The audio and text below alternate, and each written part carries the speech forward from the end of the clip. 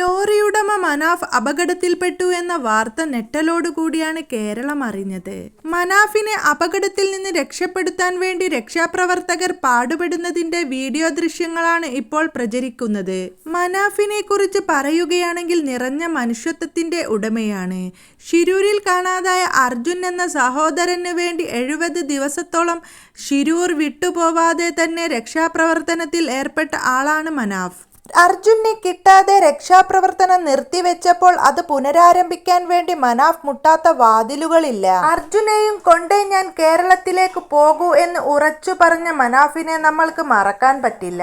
അങ്ങനെയാണ് മനാഫിന്റെ മനുഷ്യ സ്നേഹത്തിന്റെ കഥ നമ്മൾ അറിഞ്ഞത്. ഇപ്പോഴിതാ മനാഫ് ഒരു അപകടത്തിൽപ്പെട്ടെന്ന വാർത്തയാണ് പ്രചരിക്കുന്നത്. അതെ, മനാഫ് അബോധാവസ്ഥയിൽ കിടക്കുന്നതും മനാഫിനെ ആംബുലൻസിൽ കയറ്റുന്നതുമൊക്കെ കാണിക്കുന്നുണ്ട്. മനാഫിന് എന്താണ് പറ്റിയത് എന്ന് കേരളക്കരയിലെ ഓരോരുത്തരും ചോദിക്കുന്നു. ഞെട്ടലോടെയാണ് ആ കാഴ്ച എല്ലാവരും കണ്ടുനിന്നത്.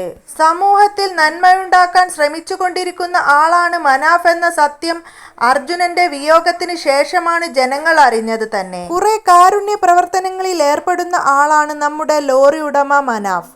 ഇത്തരം സാഹചര്യങ്ങളിൽ കൂടാതെ അപകട മേഖലകളിലും പ്രകൃതി ദുരന്ത മേഖലകളിലും രക്ഷാപ്രവർത്തനം നടത്തുവാൻ ജനങ്ങൾക്ക് ബോധവൽക്കരണം നൽകുന്ന ഭാഗമായി ചിത്രീകരിച്ചതാണ് ഈ ദൃശ്യങ്ങൾ. ഇതിനെക്കുറിച്ച് മനാഫ് തന്നെ പറയുന്ന കാര്യങ്ങളാണിത്. പക്ഷെ ആദ്യം ഈ ദൃശ്യങ്ങൾ കണ്ട ആളുകൾക്ക് എല്ലാവർക്കും തന്നെ മനാഫിന് ഇതുപോലൊരു അവസ്ഥ വന്നല്ലോ എന്ന കാര്യത്തിൽ വളരെയേറെ സങ്കടമാണ് ഉണ്ടായത്. കാരുണ്യ പ്രവർത്തനങ്ങളിൽ ഏർപ്പെട്ടു നിൽക്കുന്ന സർവ്വ സഹോദരങ്ങൾക്കും എന്നും നന്മ ഉണ്ടാകട്ടെ. ഒരു ദുരന്തം വരുന്ന സമയത്ത് എങ്ങനെയാണ് രക്ഷാദൗത്യം നടത്തേണ്ടത്, അതിൻ്റെ ഒരു മേക്ക് ട്രെയിൻ ആണ് ഇപ്പോൾ നമ്മൾ ചെയ്തത്. ഇവിടുന്ന് ഇനി വരുന്ന 10, 11, 12, 13, 14 തീയതി 4 ദിവസത്തെ റെസ്ക്യൂ ട്രെയിനിങ് ആണ്.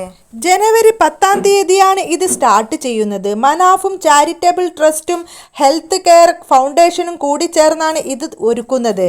ജനങ്ങൾക്ക് വളരെ ഉപകാരം നൽകുന്ന പദ്ധതി കൂടിയാണിത്. നമ്മുടെ ഈ കൊച്ചു കേരളത്തിൽ എപ്പോൾ വേണമെങ്കിലും ദുരന്തങ്ങൾ ഉണ്ടാവാം. പല ദുരന്തങ്ങൾ നമ്മൾ ശരിക്കും നേരിട്ടതാണ്. ഇങ്ങനെയാണ് ഇത്തരം ദുരന്തങ്ങൾ വന്നാൽ നമ്മൾ നേരിടുക എന്നുള്ളതിനെ കുറിച്ച് ഒരു അവയർനെസ് കൂടിയാണ്.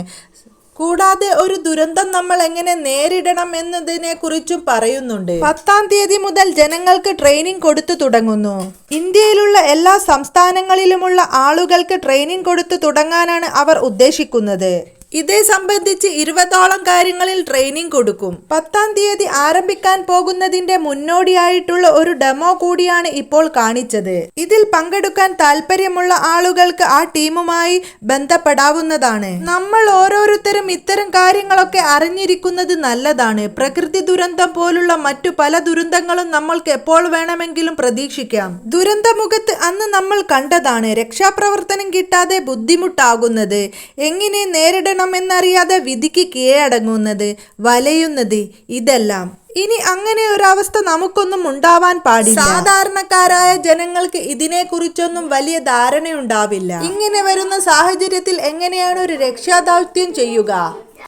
അങ്ങനെ രക്ഷാദൗത്യം ചെയ്യണമെങ്കിൽ ട്രെയിനിങ് ഒക്കെ വേണം. ആദ്യം തന്നെ നമ്മൾ എങ്ങനെയാണ് അതിലേക്ക് എടുത്തു ചാടേണ്ടത് എന്നുള്ളത് അറിയണം. അങ്ങനെ അറിഞ്ഞില്ലെങ്കിൽ നമ്മുടെ ജീവൻ തന്നെ അപകടത്തിലാകും. നല്ല രീതിയിൽ ട്രെയിനിങ് ലഭിച്ചു കഴിഞ്ഞാൽ നമുക്ക് നമ്മളെ തന്നെയും നമ്മുടെ കുടുംബത്തെയും രക്ഷപ്പെടുത്താൻ സാധിക്കും.